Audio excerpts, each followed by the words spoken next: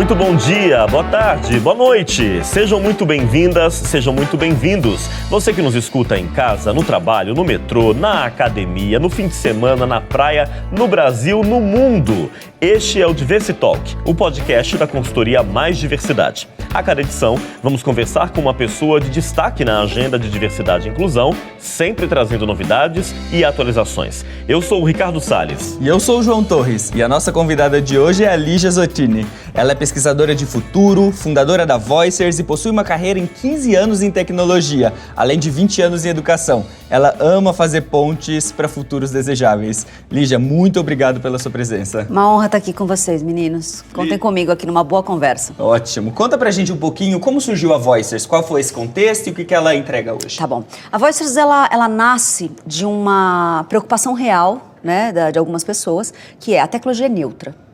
Então, a mesma tecnologia que pode nos levar a ter uma super liberdade, conexão, é a mesma que tem o potencial de ser o super controle, uma maior escravidão da raça humana. E a gente tinha muitas referências de futuros não desejáveis, que a gente chama de futuros distópicos, seja por narrativas de Hollywood ou de qualquer filme, seja porque as pessoas têm um medo natural daquilo que é novo e daquilo que de repente pode conflitar com aquilo, com a zona de conforto, mas de uma forma geral, a gente entendia que já tinha exemplos muito bons, ao longo da minha carreira, tanto em educação quanto em tecnologia, eu via muitas vozes que poderiam contar esses futuros de outra forma, que não é aquele efeito Black Mirror, sabe? O melhor da tecnologia com o pior do humano. A gente gosta de mostrar o melhor da tecnologia com o melhor do humano. E aí o Voicers é esse ecossistema de educação de futuro desejáveis que conecta vozes que já vivem tecnologia com o progresso para a sociedade, futuro, enfim, e os mais diversos motivos. Lígia, isso como um ecossistema, quais são os serviços que vocês oferecem para as empresas, por exemplo? É uma ótima pergunta, Ricardo, porque a primeira pergunta é, vocês são uma empresa, uma startup? Não, na verdade é um ecossistema. A gente trabalha muito por projetos. As pessoas, elas têm diversos, que a gente fala slashes, né, barras, eu sou isso, barra aquilo, barra o outro. Quando elas participam nos projetos do Voicers, é muito através de talks, de workshops, de consultorias e muito de experiência de mão na máquina. A gente gosta que as pessoas experimentem a tecnologia de ponta para que possam, né, diminuir os gaps cognitivos e tentar entender como é que eu uso isso de forma positiva e não igual aquele filme que eu assisti, aquele seriado que eu assisti. Então essas são as formas que a gente entrega hoje no mercado e a gente vem fazendo muito trabalho com corporação e muito trabalho com educação e muito trabalho com o público direto. Então eu tenho tanto o B2B quanto o B2C. A gente gosta dessas duas veias, entendeu? Perfeito. Falar de futuro não é fácil, né? Seja porque no Brasil a gente tem uma cultura de planejamento de curto prazo, sim, seja porque quando a gente fala de futuro, muitas vezes parece uma conversa de futurologia, de previsões, né? Não necessariamente científicas, e seja também pelo fato de que as pessoas sempre têm a impressão de que futuro é algo longe demais. No entanto, quando a gente fala de futuro de trabalho, é um futuro ao vivo, certo? Sem é um dúvida. Futuro que já está acontecendo. Sem dúvida. Eu acho que quando a gente faz os estudos, porque todo o estudo de quem trabalha, pesquisa futuro, ou os famosos futuristas, é que eu não gosto muito desse termo, mas quem pesquisa futuros, eles não vivem no futuro. Como é que a gente faz esse tipo de projeção e de cenários? Você pega no presente todos os sinais fracos e fortes das mudanças que estão acontecendo e em duas vertentes, as máquinas, as tecnologias, né, de máquina e as tecnologias sociais. O que está acontecendo com essa dança? Tudo que a gente desenvolve a gente de volta, né?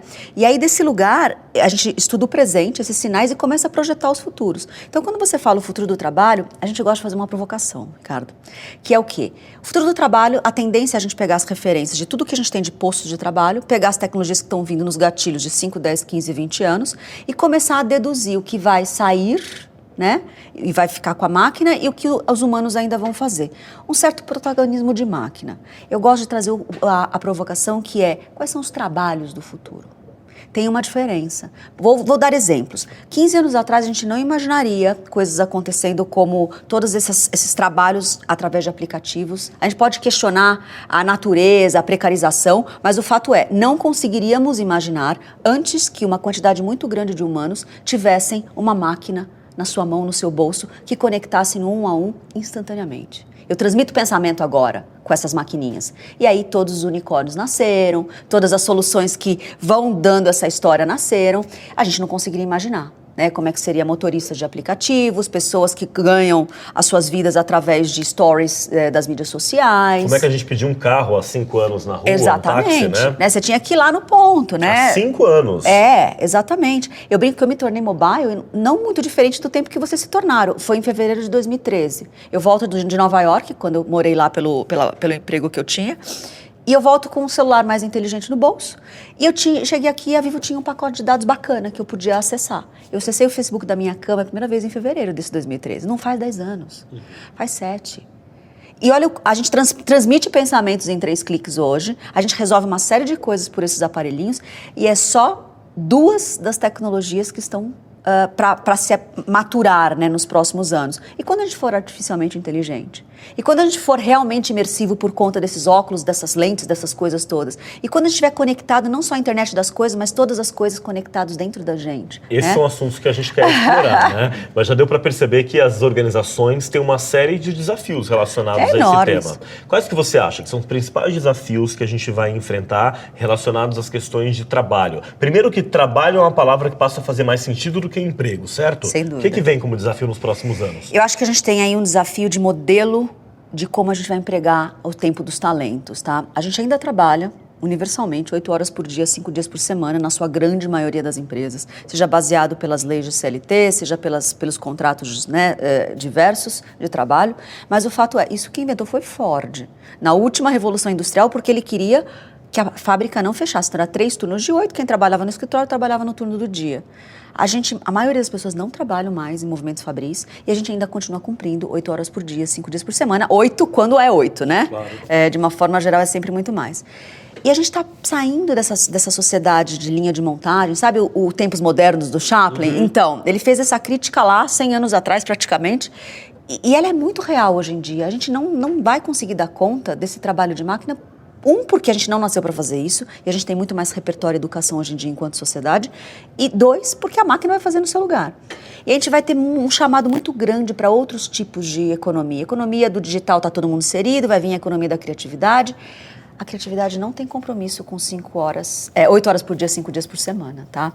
Então, o primeiro ponto é, as empresas estão preparadas para outros modelos de trabalho? E aí, a hora que eu flexibilizo o trabalho, eu flexibilizo também os modelos de profissionais. E aí, estamos aqui num Diversity Talks, né? Como é que eu falo de diversidade num universo que vai ser cada vez mais fluido e flexível? Quais são os preconceitos, quais são as hereditariedades que a gente ainda não superou e que vem uma máquina aí para talvez ser mais um ponto para tomar cuidado, né? E que cuidado é esse? Então, o primeiro ponto que eu chamo a atenção para as empresas é quanto que a gente vai conseguir atrair esses talentos? Eles não querem mais. Cada vez é mais difícil. Os topos mesmo, que realmente, né, são profissionais que são super desejados, eles já não querem mais esse tipo modelos rígidos. Não querem. E não é só sobre trabalho em casa ou trabalho no escritório. Eles querem a flexibilidade de poder trabalhar em mais de um lugar. Né? E talvez como profissional da sua empresa, não como consultor, entendeu? A tal da gig economy hoje bota uma pancada de gente como freelancers nos países mais desenvolvidos. Mas a palavra freelancer não é a correta.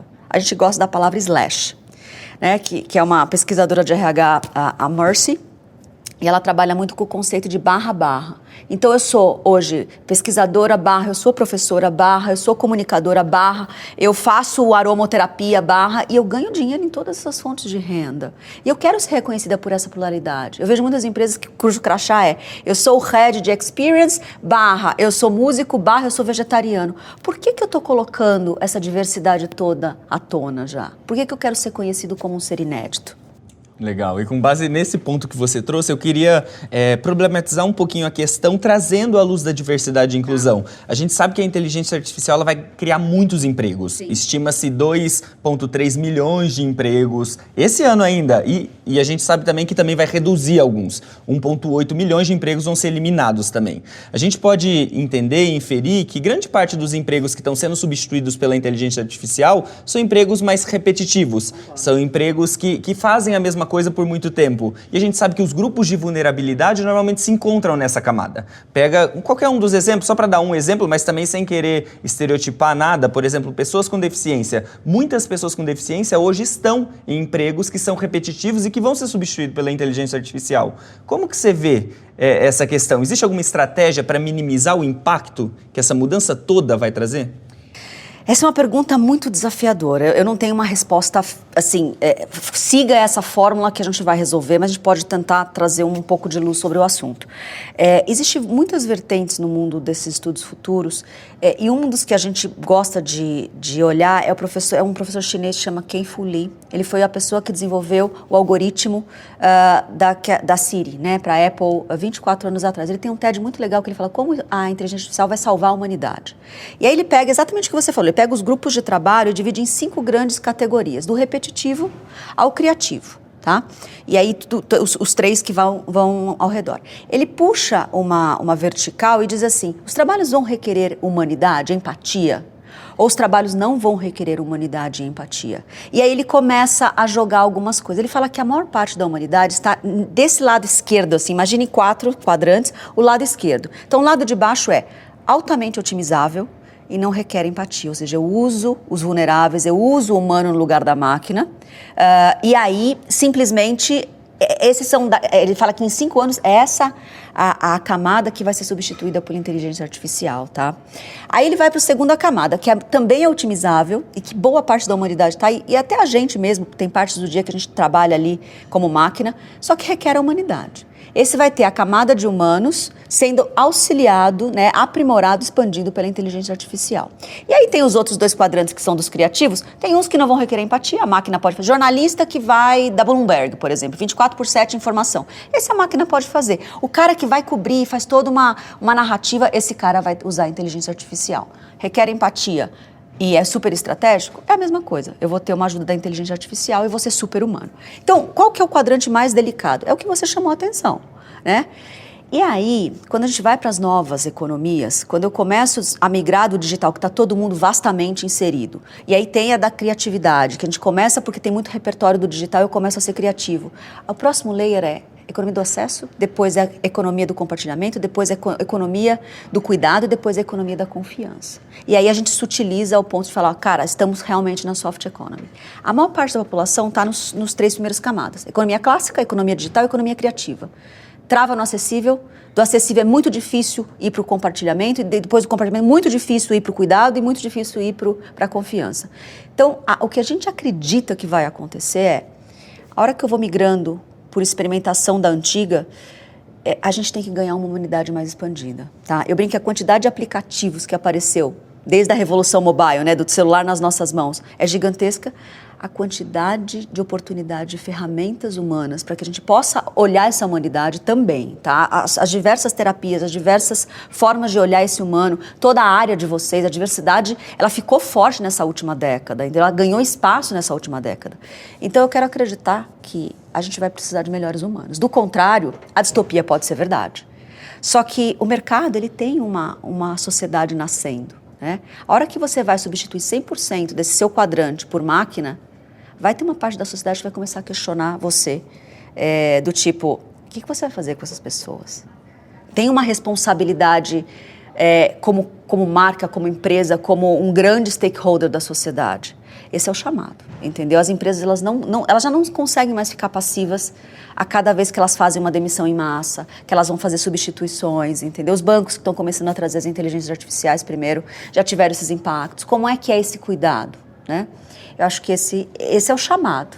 Se vão fazer, a gente vai ter que observar nos próximos movimentos dos próximos anos. Legal, Lígia, isso me traz uma outra reflexão, que é sobre os tipos de inteligência, né? A gente já sabe que tem mais de 7 tipos de inteligências mapeados, desde o próprio QI, inteligência social, inteligência emocional, inteligência espiritual. Tem vários outros tipos de inteligência mapeados que acho que vai nessa direção de entender qual é o lado humano das pessoas. Só que quando a gente pega ainda questões de processos seletivos, empresas que se dizem super modernas, elas têm a prova de raciocínio lógico que só valoriza o QI, que provavelmente vai ser substituído pela inteligência artificial. Como que você vê essa armadilha? Eles vão começar, eu brinco assim, que tem um meme entre os futuristas, que é empresas que não conseguirem migrar cada vez mais para as economias novas, as economias mais sutis, elas vão ficar na economia clássica, que é uma economia dura, porque ela era física, ela era linha de montagem.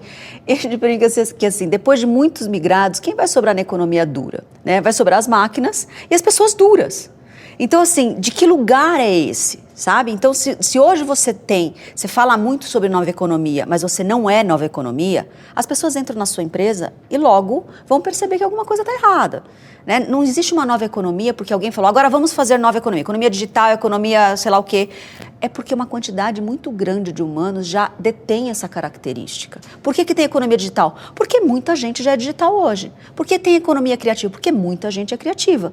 Por que vai ter economia do acesso? Porque muita gente vai se tornar acessível. É aí que a gente está travado, tá? A gente não tem muita gente ainda não aí. Por que eu vou ter a economia da confiança? Não é o blockchain com as suas transparências de cadeias de blocos que vai trazer confiança. Pelo contrário, a empresa que for desorganizada pra caramba não vai querer ir pro blockchain. Porque a sua desorganização vai ficar para sempre lá. A empresa que é corrupta ou a organização que é corrupta também vai fugir do blockchain. Então, o blockchain é só a plataforma para essa economia da confiança. Os confiantes e os confiáveis são os humanos. E esse é um ponto interessante, né? Você comentou anteriormente de melhores seres humanos.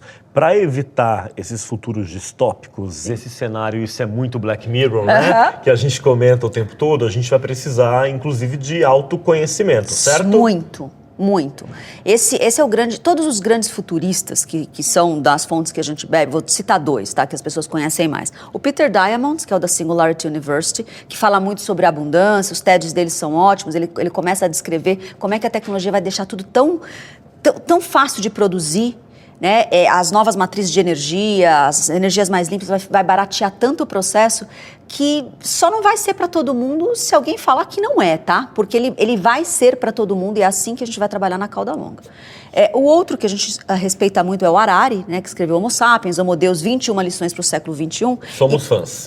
Muito. E aí, desse lugar, ambos têm uma característica em comum. Quando você estuda muito tecnologia, você começa a ter que estudar muito as máquinas humanas. E tem um convite que eles fazem juntos. Você medita? Por que eles usam a palavra meditação? O Harari é mais explícito. A 21ª lição do livro dele é meditação. Ele é um meditador, ele medita 2 horas por dia. Por isso que ele pare esses livros todos e essas coisas todas. Mas ele também fala assim, olha, não é para todo mundo sair meditando se não for essa sua natureza. Você pode correr, você pode dançar, você pode pintar, desde que você habite profissional, né, dessa coisa do intelecto, do racional, desde que você volte e habite seu corpo. Tá? Você começa a se autoconhecer de um lugar que não é o de máquina, que não é o que a máquina vai fazer melhor do que você. A máquina ela vai fazer melhor o racional, ela vai fazer melhor o repetitivo, dados complexos. A gente tem dificuldade, dar uma conta um pouco mais difícil, eu vou levar muito mais tempo, entendeu? O computador quântico está vindo aí para fazer contas de 10 mil anos em 3 segundos. Perdemos essa luta, entendeu? Não é esse o nosso lugar na sociedade do futuro. Então ele começa a chamar, os dois chamam, né, para esse autoconhecimento. Eles usam a ferramenta da meditação, mas você pode usar a que você quiser. São muitas hoje em dia. Por quê? Porque vai ter que ter muito espaço para a humanidade. E aí o próprio professor que eu citei antes, o chinês, o Li, ele fala muito assim, não vai que a gente vai desaparecer, vai ter uma pancada de empregos novos, né? Esses trabalhos do futuro que a gente não sabe ainda. Né? Desde, sei lá, alguém que vai ser arquiteto de mundos digitais para a realidade imersiva. Mas vai ter também o cara do marketing, o cara de finanças. A diferença é que ele vai ganhar alguns pressupostos mais humanos. Por exemplo, vai ter que ter mais experiência, vai ter que ter mais influência, os micro-influenciadores. Então, você é de finanças, provavelmente você vai ser um cara que vai influenciar em finanças. Você não vai ficar fazendo as contas e não vai ficar fazendo a coisa mais repetitiva, entendeu? Você vai ser o cara que vai influenciar naquele exato momento, naquele segmento que você está fazendo.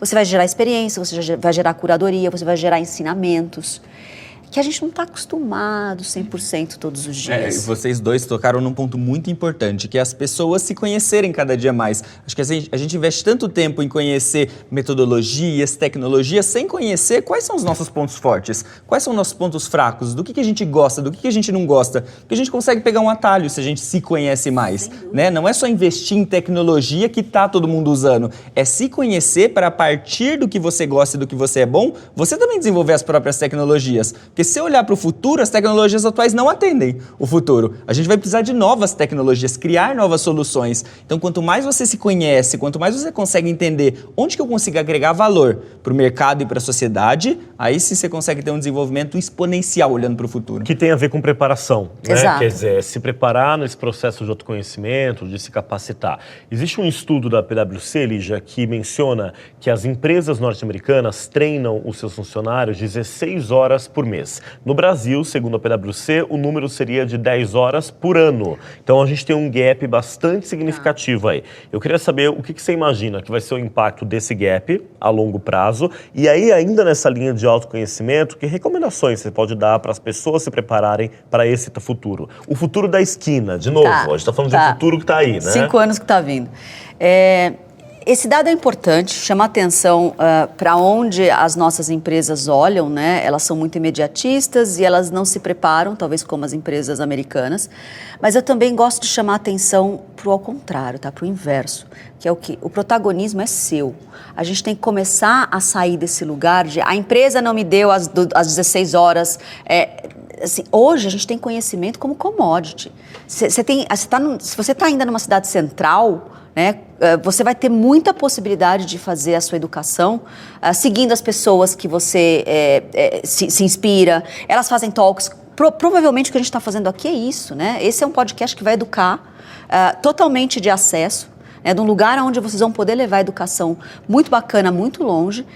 Eu acho que tem esse protagonismo que precisa ser absorvido também, vou dizer pelos brasileiros, que é a nossa raça, mas na verdade, assim, pelo humano.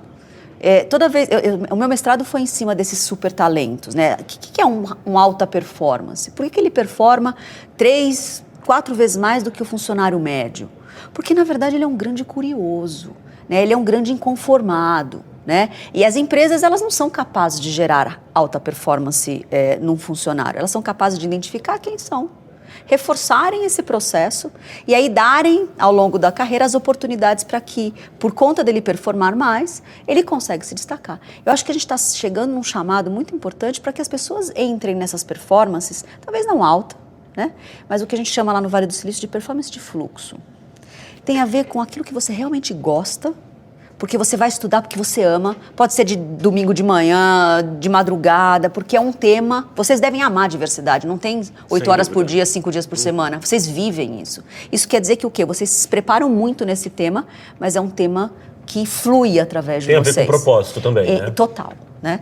Eu acho que é um pouco desse lugar. Então, assim, é alarmante enquanto organização, e eu acho que elas não têm que lavar as mãos no Brasil. A gente precisa trazer essas plataformas de preparo do futuro para dentro, né? Mas tem um protagonismo de cada profissional. O futuro não está dado, e a partir do momento que o futuro vai deixar de ser só de uma empresa e vai começar a você ter fontes de renda, a relação também de a empresa tem que me dar, a empresa tem que me proporcionar, vai inverter. Eu vou trabalhar para muitas empresas. A gente que trabalha hoje no ramo de consultoria, você já faz isso, né? Eu acho que o chamado vai ser para que as pessoas sejam esses escritórios de si mesmo. Profissional barra. Exatamente. É muito legal você trazer esse ponto, porque quando a gente pega teorias de inovação e disrupção tecnológica, a gente vê que tanto processos, metodologias, por exemplo, metodologia agile, ou então processo, colocar a piscina de bolinha dentro da empresa, isso impacta muito pouco no processo inovatório, no processo de inovação, né? Acho que 20% só em torno, 80% vem das pessoas se conhecerem, das pessoas saberem o que elas são boas e do gestor também entender qual o papel de cada um naquele processo de criação de inovação e de disrupção. Acho que com base nisso eu quero puxar uma pergunta para você para entender um pouquinho o perfil da liderança do futuro. Qual é esse líder? A que ele tem que estar exposto? O que ele tem que observar para ele conseguir tirar o máximo do potencial de todo mundo que está na sua equipe? Perfeito. A gente tem uma dinâmica hoje em dia, até pelo modelo instalado, de que o líder não necessariamente precisa gostar de gente, tá? A gente ainda tem esse ranço do modelo industrial. O líder é aquele que tem que fazer as pessoas performarem, dar os lucros ou as performances máximas e ser um cara que vai fazer o negócio crescer. Ou às vezes técnico também, né? E você pode até ter uma liderança técnica, mas de uma forma geral, não necessariamente você vai gostar de se envolver com gente. Gente tem problemas, né? Gente tem desafios, gente tem visões de mundo que não necessariamente é parecida com sua visão de mundo. Não é fácil, né? Fazer gestão de pessoas. Não, é muito desafiador. E o que eu vejo muitas vezes no dia a dia das empresas são pessoas muito boas no que fazem, performam como individuais e não necessariamente elas são boas em lidar com gente. Porque para lidar com gente você vai ter que ter sensibilidade de soft skills, que não necessariamente foi aquela que ele foi treinado, entendeu? Porque enquanto profissional individual, ou colaborador individual, você vai contando com você mesmo. Quando você ganha equipes, o menos que você faz é contar com você. Você tem que fazer as pessoas fazerem através, né, desse time. Então, eu acho que o líder do futuro, ele vai ser um cara, primeiro, que não tem mais espaço para comando e controle. só. Essas lideranças mais flat mesmo, mais horizontais, a pessoa vai ter que saber do que ela está fazendo. Você vai liderar a área de tecnologia, você não pode ser alguém técnico, que não seja técnico. Você vai liderar a área de diversidade, se você não viver diversidade, não adianta você trazer, mas agora a minha carreira ficou um pouco mais diferente, eu quero testar. Cara, não vai ter muito espaço para você testar se aquilo não for a verdade da sua vida, entendeu? Porque você vai ter que pôr a mão na massa junto. Você vai ter que saber fazer para que outros se inspirem através de você. A gente volta à questão de se conectar com a verdade, né, de cada um de nós. Muito. E aí tem um termo que eu gosto de usar muito, que é a liderança não hierárquica, mas a liderança sinárquica. O que é a sinarquia? É a liderança do mais bem preparado, dado o tema. Entendeu? Isso é incrível. E aí, se for o jovem que está entrando, seja o estagiário, o júnior, naquele projeto ele for o mais bem preparado, ele for o sinárquico, a liderança é dele. O quanto esse líder, que vai ser talvez o líder de pessoas, vai estar preparado para liberar espaço para essa pessoa liderar, né? E aí tem espaço para todas as diversidades, né? E voltamos à questão do autoconhecimento, né? Quem está nos ouvindo aí, diretora, acho que vale se perguntar, vocês estão preparadas para num projeto eventualmente serem liderados pelo estagiário, que é a pessoa que tem a vivência, o que conhece aquilo, o que é algo ainda mais desafiador numa cultura como a nossa, que é hierárquica, né, Lígia? É hierárquica, patriarcal, tem uma série de heranças hereditárias aí, preconceitos hereditários, e eu brinco por hereditário que o quê? Muitos nem sentem mais, tá? Mas reproduzem porque não fizeram esse exercício. Eu acho que hoje eu vim vendo um texto no trânsito, né, que foi maravilhoso. Privilégio não é algo que se escolhe ter, mas é algo que se escolhe ver, entendeu? E eu acho que esse é o chamado, né? Se eu estou ali naquela posição de liderança, eu tenho uma posição privilegiada. Se você vem de um gênero, se você vem de um tipo de etnia, se você vem de privilégios, você não escolheu ter, mas você tem que começar a escolher ver. Claro. Entendeu? E o que você pode fazer com aquele lugar de privilégio, né? Exato, o privilégio é responsabilidade, muito, né? Muito. Lígia, tem se falado muito do conceito de lifelong learning, né? Que é essa perspectiva de que a gente tem que continuar aprendendo sempre. Coisa do passado, me formei, tenho um diploma, estou pronto para o mercado. O que a gente percebe hoje, até porque muitas vezes as universidades têm uma dificuldade de acompanhar o ritmo de transformações na sociedade, é que um estudante entra no primeiro ano, quando ele se forma, aquele conhecimento que ele teve nos anos anteriores, algumas vezes já está defasado. Bom, aprender coisas novas. Qual que é a importância desse conceito de lifelong learning para o futuro do trabalho e como é que as pessoas podem trilhar aí o seu próprio autodesenvolvimento? Não, maravilhoso. Eu acho que tem uma estatística rodando bastante no mercado que é mais de 60% dos trabalhos ainda não estão inventados, né? Como é que os nossos jovens, principalmente os jovens que estão hoje em período de sair do colegial para entrar na faculdade, eles provavelmente vão ter cursos que, a gente não vai dizer que eles são totalmente não utilizáveis no futuro, mas não vão estar totalmente preparando eles para essas profissões que vão surgir. Por quê? Porque se a gente olhar a história, a demanda era assim, a indústria, as áreas tinham uma necessidade, a gente tinha tempo lento, ou seja, eu podia esperar 5 anos para os profissionais estarem na minha mão, né? E aí eu olhava para o setor de educação e falava, preciso de engenheiros, preciso de médicos, preciso de psicólogos, preciso. E aí abria-se vagas e abria-se cursos. O que acontece hoje? As empresas, elas estão, como o mundo está muito VUCA, né, que a gente conhece bastante, do volátil, do incerto, de ter um monte de coisa acontecendo ao mesmo tempo, elas não sabem muito bem qual vai ser o próximo 5 anos dela. Os planejamentos são de 5, mas eles são totalmente modificados a cada trimestre, a cada semestre. É um eterno também se reaprender ali. Não tem todas as respostas. Quem está no topo das empresas hoje está cada vez mais se questionando para onde vamos. As tecnologias não chegaram ainda. Isso está deixando todo mundo ainda mais... para onde eu vou? Vou ter que comprar inteligência artificial, vou ter que comprar realidade imersiva. As pessoas estão com muita dúvida. Ou seja, o setor de educação não consegue entregar mais os cursos do futuro, tá? Então, a sua resposta é essa mesmo. A gente vai ter que aprender a aprender. O que eu aposto para o futuro são o que eles chamam de nanodegrees. Ou seja, a gente vai ter muitos pequenos cursos e pequenas formações. Microlearning, self-learning. Eu acho que esse lugar do autoaprendizado vai depender muito do momento que você se encontra. E cada vez mais, não é à toa que tem propósito para tudo quanto é lado. Eu vou bater de novo nessa tecla. Você vai ter que entender o que é a sua verdade. A gente foi ensinado a escolher uma profissão por aquilo que talvez dê dinheiro. Ou pelo que os nossos pais fizeram também, né? Que já não é mais modelo. A gente respeita esses modelos que nos trouxeram até aqui, mas eles não são mais respostas. A gente é a geração da tentativa e erro, tá? Somos nós mesmos, não tem. Cada um tentando a sua biografia mais diversa e mais inédita. Mas a verdade dos fatos é, a gente não tem essas respostas. Por isso que o autoconhecimento é tão importante. Não é para você, eu vou querer ser pintor e agora eu sou engenheiro. Não é só sobre isso. É para você saber quais são os seus medos, quais são as suas vulnerabilidades, quais são os seus preconceitos. Porque a hora que eu encontro todos esses lugares mais duros dentro de mim, eu consigo fazer exercícios para mudar a minha capacidade de não ter medo do futuro. O medo é o que mais nos paralisa, entendeu? Eu acho que o chamado do autoconhecimento tem a ver com se mantenha no presente, né? Faça o que você precisa fazer agora, com os talentos que você tem. Se conecte a essas pessoas que falam de cenários futuros que não é desgraça de fim de mundo, para que você comece a falar, bom, acho que eu gosto desse daqui, ó, que pode ser uma evolução da sua própria carreira, ou não, eu vou fazer planos de transição de carreira, de transição de economia, de transição de trabalho, que vai me levar para algo muito diferente. Eu dou pulos? Jamais.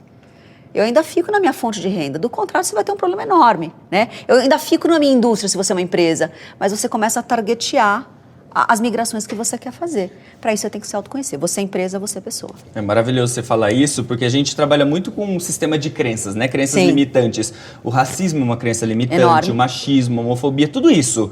E essas crenças limitantes, elas são originadas do medo. É isso você aí. acabou de colocar agora. Acho que com base nessa questão do autoconhecimento, do autoconhecimento, de driblar os nossos medos, como que você vê essa perspectiva de competências para o futuro, né? Eu acho que uma delas que você tocou muito bem é a questão de adaptabilidade, né? Como eu me adapto diante de um cenário que eu desconheço. Se você pega o próprio Harari, né? Ele fala que os alunos eles deveriam fazer provas no final do ano sobre o que eles vão aprender no outro. Porque ninguém está pronto, ninguém sabe o futuro daqui 2, 3 anos. Então a gente tem que ter uma alta adaptabilidade. Ainda trazendo essa questão da educação, eu fui num fórum sobre futuro do trabalho esses dias e falaram assim, então, qualquer um de nós, se a gente entra em coma, Deus me livre, mas se a gente entra em coma e a gente fica 1 ano sem trabalhar e tenta voltar, a gente está completamente defasado, completamente desatualizado, a gente não consegue fazer mais absolutamente nada.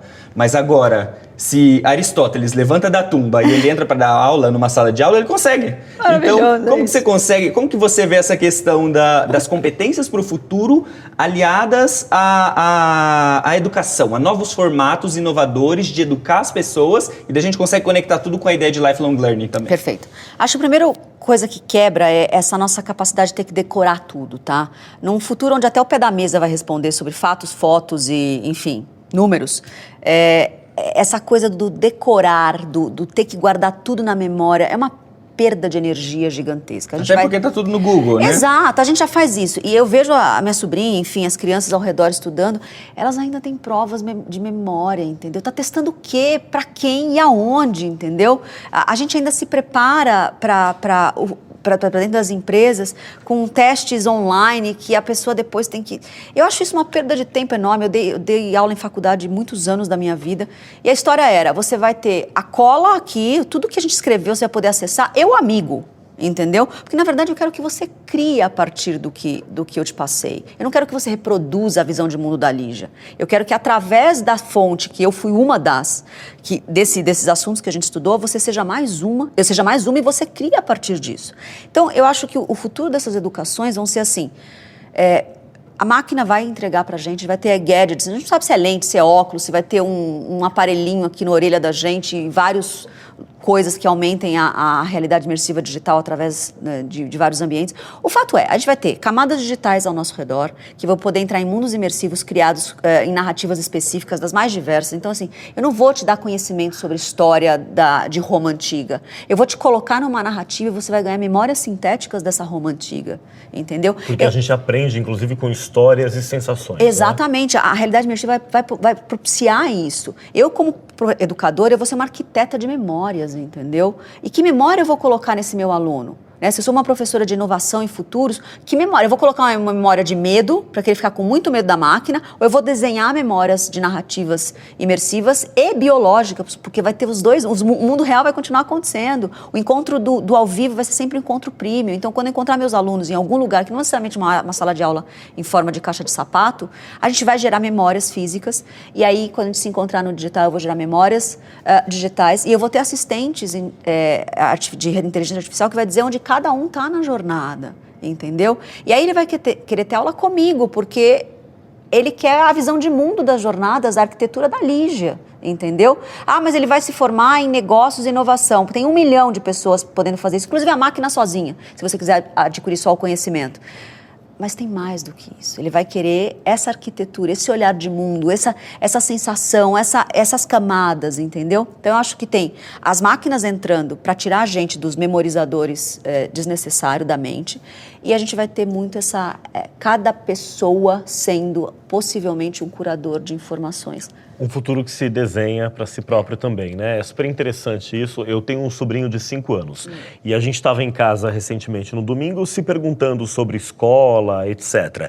E aí me ocorreu de que ainda hoje, claro, as famílias privilegiadas que podem escolher onde o filho vai estudar, a gente valoriza questões como ensino bilíngue, etc. E eu me vi me perguntando, talvez no intervalo de 10 anos a gente já vai ter uns AirPods que vão traduzir o idioma e cada um fala na sua língua. Acho 10 muito, Ricardo. Talvez menos, né? Talvez menos tempo e quer dizer, que é essa questão das novas gerações terem que se especializar, terem que estudar para o que sequer existe como profissão, né? Mas ainda nessa linha, Lígia, de conhecimento. Bom, você é uma referência para a gente quando o assunto é futuros de forma geral e atualização. E eu vou contar uma história aqui. Eu conheci a Lígia em Salvador no ano passado, num evento, e a gente super se conectou, conversou bastante. No final do evento, eu, super old fashion, ofereci um cartão para a Lígia. Quando eu ofereci o cartão, ela falou para mim, você tem Android? Eu disse, não tenho iPhone. Por quê? Porque eu achei que era para tirar uma foto do cartão. E ela diz, não, porque eu tenho um chip implantado aqui embaixo da minha pele, é só você aproximar o seu celular daqui que você já vai ter o meu acesso. Primeiro, eu queria saber como é que você faz para se atualizar com esse tanto de informação e conta um pouquinho desse chip implantado na mão, porque eu acho essa história genial. Conto sim. Eu acho que parte da missão do que a gente faz aqui é fazer as pessoas porem a mão na máquina, tá? Então a gente tem muitas máquinas, óculos de ponta, inteligência artificial de ponta, tiaras neurais, enfim. E uma das grandes tecnologias que vão vir no futuro são as nanotecnologias, principalmente sendo implantadas nos corpos, né? Seja para saúde, biofeedback 24/7. E a gente percebeu que depois da inteligência artificial, que as pessoas têm muito medo, a segunda que elas mais têm medo é colocar a máquina dentro do corpo, tá? Elas aceitam hoje, de repente, um marca-passo porque chegam à conclusão que se não colocar, morre. É inevitável. É inevitável. Mas é o máximo que chega aí com tranquilidade, tá? Eu fiz a implementação ao vivo, eu tenho até o vídeo depois lá no canal do YouTube, o dia que eu virei ciborgue. Como é que chama o canal? Voicers. Voicers. E aí tem lá o dia que eu virei ciborgue. A primeira pergunta é para que serviu o chip? A segunda pergunta era se eu acreditava em Deus.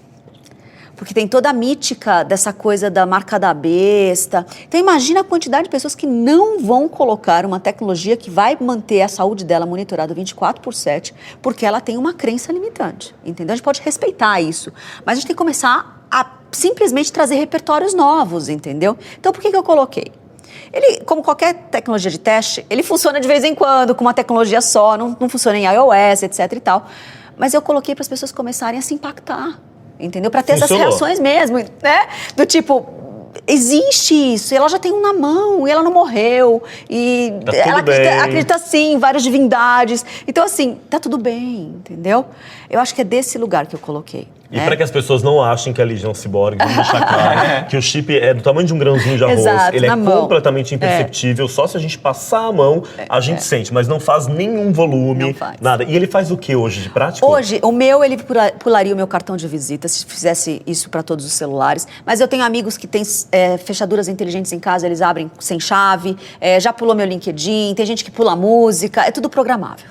Boa. E bem fácil. Você teria um chip na mão, João? Não sei ainda não. Comenta aí nas redes sociais usando a hashtag Mais Diversidade se você teria, né? Bom, Lígia, novidade que você revelou há pouco, você tá grávida, certo? Grávida. Tá esperando uma menina, Sim. Tá de 4 meses. Que futuro você espera para sua filha? Menino, eu brinco que eu entrei no projeto mais futurista que alguém pode entrar, né? E eu entendo muito maternidade, paternidade, o maternário e o paternário hoje em dia como ferramenta de impacto social. Eu acho que se você tem essa possibilidade hoje são muitas, e se você tem essa, você vai estar diretamente responsável a desenhar esse futuro. A partir de agora. São 20 anos que a gente sempre trabalha de janela e esses 20 anos prometem muita maturidade tecnológica. Todas essas que a gente está citando aqui nessa conversa, elas vão estar maduras, juntas e operantes. A gente vai acordar num mundo muito diferente. A gente precisa de seres mais maduros também. Eu acho que o futuro que eu espero para ela é que ela seja protagonista dessa maturidade. Que ela possa ser mais uma vivendo a sua verdade. As pessoas sua filha vai crescer super tecnológica. Ela vai crescer super humana. Esse é o propósito que eu, o pai dela e todos os adultos ao redor dela têm para ela. Eu acho que como adultos, que eu posso dizer que eu gostaria muito que outras pessoas seguissem fazendo com ela e com outras crianças, é que a gente fosse referências plurais ao redor delas. Uhum. As crianças precisam ser amadas, elas precisam ter amores plurais, diversidade muito grande ao redor delas. E a gente tem que ajudar elas a lembrarem o que elas vieram fazer. A gente não tem que impor as nossas coisas. E é por isso que, de novo, a gente vai ser repetitivo. A hora que você se autoconhece, a hora que você faz uma terapia, que você entende todas as dores da sua alma, ou boa parte delas, você começa a entender que toda vez que você teve um problema de relação, você projetou as suas dores naquela pessoa, né? E aí, desse lugar, os filhos são os que mais sofrem. As expectativas dos pais não vividas, né? Então, o trabalho hoje em dia, tanto eu quanto do meu parceiro, é que a gente possa ter esse espaço, né? Plural, que ela possa crescer. E aí, desse lugar, ela possa ajudar, com o quinhão dela, com a parte dela, esse futuro ser mais maduro. Que sorte dela, já nascer numa família assim, né? Eu fiquei muito tocado com o que você falou, porque hoje a gente vê que a informação está se multiplicando exponencialmente. Cada dia mais tem mais informação, a gente tem mais acesso, só que informação é diferente de sabedoria. Acho que transformar informação em sabedoria, a gente conseguir se conectar com a nossa verdade e a gente saber o que a gente veio aqui fazer. Acho que conversas sobre propósito, elas são muito desafiadoras nesse sentido, porque quanto mais você se conhece, mais você se conecta com o seu propósito, mais você consegue usar de maneira positiva essa informação toda para transformar ela em sabedoria para dar algum resultado prático para a sua vida, né? Acho que com base nisso que a gente falou muito sobre autoconhecimento, se conectar com a sua verdade, dentro de todas as lições que você aprendeu até hoje, estudando o futuro e estudando tudo que você aprendeu. Deixa uma lição prática, uma dica para as pessoas, para os nossos ouvintes, para eles aplicarem hoje na vida deles. Eu acho que a gente pode começar por esse lado daquilo que você realmente gosta de fazer na vida e qual é o seu maior medo, tá? Porque eles são inversamente proporcionais para que a gente saia desses modelos padrões de linha de montagem, que ensinaram a gente a dar o lucro máximo, a fazer as coisas de forma repetitiva, que você é substituível sim, vai ter outro que também trabalha na sua área que pode vir fazer. O futuro ele vai ser um grande convite para que as pessoas sejam inéditas, sabe? A gente vai ter cada vez mais os micro-influenciadores que a gente já tem hoje em dia, o seu lugar, sabe? De poder fazer diferença na vida. Aqueles que já estão um pouco mais migrados, talvez com trabalhos que a gente faça, como vocês, a gente já está vivendo isso um pouco mais. Eu não tenho mais um salário que cai todos os meses. Eu tenho que viver, eu tenho que traduzir a minha verdade em algo consumível, que na verdade esse consumível tem muito menos a ver com o consumismo, mas que sirva para essa sociedade de alguma forma, e desse lugar eu gerar a minha mais-valia, o valor que eu gero no mercado e eu ter o acesso.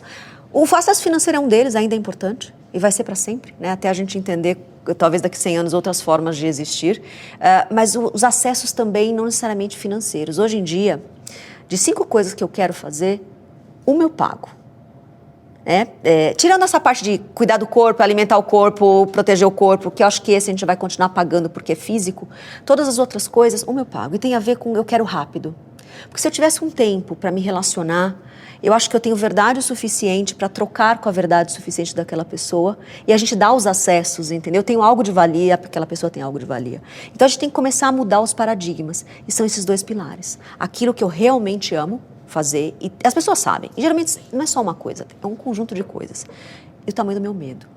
Então eu não preciso pular de um lado para o outro, né? É difícil sair do paradoxo das linhas de montagem, a gente tem muito detox para fazer. Eu ainda me sinto culpada uma quarta-feira à tarde que eu não tenho nada para fazer, porque eu não estou altamente performática, entendeu?